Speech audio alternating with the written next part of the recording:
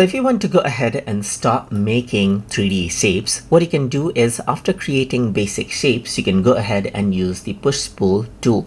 So to do that, I'm just going to go around and let's say, for example, go ahead and make a rectangle. If I want to go ahead and pull this upward now, I can go ahead and utilize this push-pull tool right here.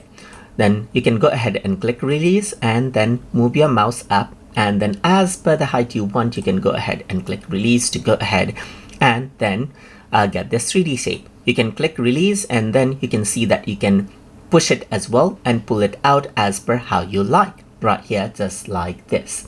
So apart from that, what I can also do is, let's say for example, I'm going to go around and bring in other tools, like let's say for example, I have this circle shape, and now in order to turn it into a cylinder, I can go ahead and use the push-pull tool right here, click and drag it up or down right here, and this is what you have, as you can see right here. So on already drawn objects that you have right here, you can go ahead and use the push-pull tool right here, just like this, to turn these shapes into 3D shapes, just like this.